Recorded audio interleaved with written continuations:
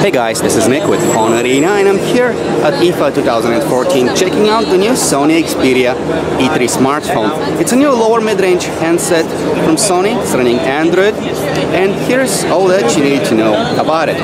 So in terms of design, it's a typical Sony smartphone with a flat front and back sides. It's made of plastic, feels quite plasticky, but it's not too bad for a device of this class. It's not the prettiest Sony smartphone we've ever seen, and these thick bezels don't really do any good in terms of visual appeal.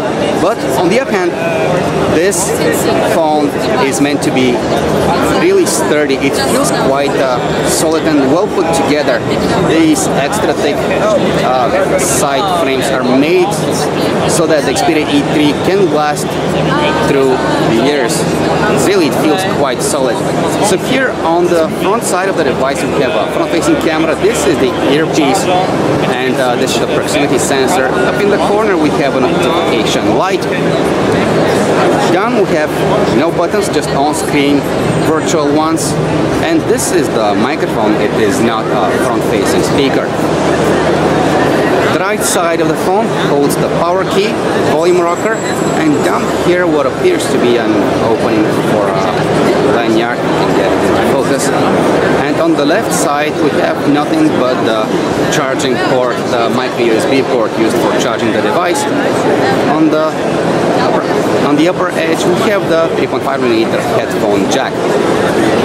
The device has a removable back cover, and behind it is the slot for micro SD cards used for expanding the storage. Down here we have the built-in loudspeaker. The display on the Sony Xperia E3 has a diagonal size of 4.5 inches and the resolution is 480 by 854 pixels. It's an IPS display, so the viewing angles and color representation are pretty accurate, but again, this is far from the best display that we've seen from Sony. Still, for a phone of this class, it gets the job done and appears to be having a very decent brightness output. In terms of hardware, under the hood of the Sony Xperia E3, you will find a quad-core Snapdragon processor with a maximum clock speed of 1.2 GHz, and it appears to be handling the software really well. We don't really see any lags.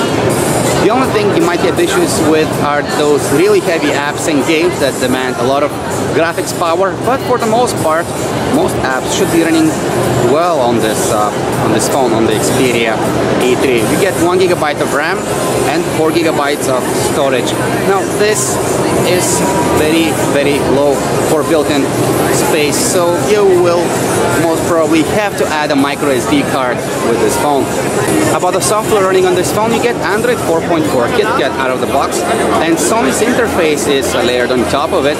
You get extras like the new widgets that Sony is adding to its interface. You get this panel in the application drawer that makes it easier to navigate through all your installed applications. You get Sony's proprietary stamina mode for increasing the longevity of the battery of the device, and you get those mini applications that you can launch and have running over the interface. On the back of the Sony Xperia E3 we have a 5-megapixel camera with an LED flash. Nothing special, but it should get the job done when no other camera is around. This is what the camera interface looks like. This is Sony's camera application, and from what we can tell, it has a mode that detects the scene automatically, so you don't have to, but if you wish to do so, you can use the manual controls. You also get extras like augmented reality effects, and you can beam videos straight to YouTube from your device. You can live stream videos straight to YouTube. There is burst mode and sweep panorama as well. And one more thing before we go, the Sony Xperia E3 has a 2300 mAh battery, which is actually quite generous for a device of this class. Hopefully you should be able to get between a day or 2 days between charges. That's pretty good for a device of this class.